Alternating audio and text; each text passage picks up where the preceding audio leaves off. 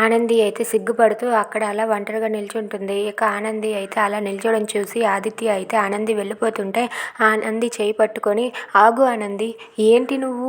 ఏంటి ఆలోచిస్తున్నావు? దేని గురించి ఆలోచిస్తున్నావు?" అని చెప్పి అడుగుతూ ఉంటాడు. అది వినగానే ఆనంది అయితే ఒక్కసారిగా అలా షాక్ అయ్యి ఉండిపోతుంది. ఇక ఆదిత్య తన చేయి పట్టుకోవటంతో ఆనంది అయితే ఒక్కసారిగా అలా మైమరిచిపోయి అక్కడే ఉండిపోతుంది. ఇక ఆదిత్య మాత్రం ఆనంది చేయి పట్టుకొని, "ఏంటి ఆనంది, నువ్వు బాధపడటం చూశాను, బాగా ఆలోచించడం చూశాను, నువ్వు కన్నీరు పెట్టుకోవడం చూశాను, కానీ సిగ్గుపడటం ఇదే మొదటిసారి చూస్తున్నాను.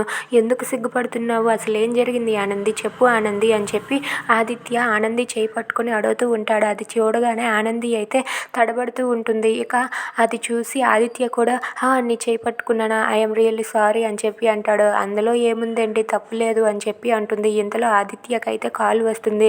"ఏంటి మమ్మీ చెప్పు" అని చెప్పి అంటే, "నాన్న కొంచెం లాస్ట్ మంత్ అకౌంట్ డీటెయిల్స్ అవి చెప్పాలి, చెప్పగలవా, ఫ్రీగా ఉన్నావా" అంటే, చెప్తాను మమ్మీ, అవన్నీ కరెక్ట్గా ఉన్నాయో లేదో నువ్వు ఫైల్లో చెక్ చేసుకో" అని చెప్పి ఆదిత్య మొత్తం అకౌంట్ డీటెయిల్స్ అన్నీ కూడా ప్రతివి కూడా చెప్తూ ఉంటాడు. అది విని ఆనంది అయితే, "ఏంటి ఇప్పుడు ఆదిత్య గారి చేతిలో ఏమీ లేదు కదా, అయినా సరే ఇవన్నీ ఎలా గుర్తున్నాయి" అని చెప్పి అనుకుంటుంది. ఇక ఆదిత్య అయితే వాళ్ళ మమ్మీకి అన్నీ చెప్తూ ఉంటాడు. అది చూసి ఆనంది అయితే, "ఆదిత్య గారు గ్రేట్" అనుకుంటుంది. Please subscribe.